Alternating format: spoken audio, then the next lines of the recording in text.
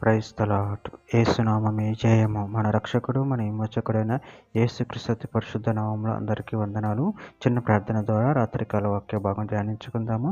పరిశుద్ధుడ మహాగణుడు అయిన దేవ యేసయ్య, సర్వాధికారి నైనా మీకే వేలాది వందనములు, కృతజ్ఞత, స్తుతి, స్తోత్రం చెల్లించుకుంటున్నాను దేవ రాత్రికాల సమయంలో ప్రభు వాక్య భాగం ధ్యానిస్తుండగా వాక్య భాగం మాకు అర్థమాటలు సహాయం చేసి మీ కృపలో బలపరిచి మీకు మాదిరిగా మమ్మల్ని నడిపించమని చిన్న ప్రార్థన యేసుక్రీస్తు అతి పరిశుద్ధ నామములో అడిగి వేడుకుంటున్నాను తండ్రి.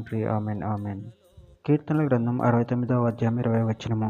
నిందకు నా హృదయం బద్దలాయను, నేను బహుగా కృషించి ఉన్నాను. కరుణించు వారి కొరకు కనిపెట్టుకొంటిని గాని ఎవరును లేకపోయిరి, ఓదార్చు వారి కొరకు కనిపెట్టుకొంటిని గాని ఎవరును కానరారైరి. ఆమెన్. దేవుడి వాక్య భాగం దీవించును గాక. ప్రభునందు ప్రియులారా, ఇక్కడ వాక్య భాగంలో గమనించినట్లయితే నిందకు నా హృదయం బద్దలాయను, నేను బహుగా కృషించి ఉన్నాను. కరుణించు వారి కొరకు కనిపెట్టుకొంటిని గాని ఎవరును లేకపోయిరి, ఓదార్చు వారి కొరకు కనిపెట్టుకొంటిని గాని ఎవరును కానరారైరి. అదేవిధంగా వాక్య భాగంలో గమనించినట్లయితే కీర్తన గ్రంథం 31వ అధ్యాయం 11వ వచనం. నా శత్రువులకందరికీ నేను నిందాస్పదుడనై ఉన్నాను, నా పొరుగు వారికి విచారణ కారణంగా ఉన్నాను, నా నిలవరుకు భీకరుడనై ఉన్నాను. వీధిలో నన్ను చూచువారు నా ఎదురు నుండి పారిపోవుదురు. ప్రసంగి గ్రంథం 4వ అధ్యాయం 1వ వచనం. పిమ్మట సూర్యుని కింద జరుగు విధమైన అన్యాయ క్రియలను గూర్చి నేను యోచించి తిని, బాధపడు వారు ఆదరించే దిక్కులేక కన్నీళ్లు విడిచెదురు.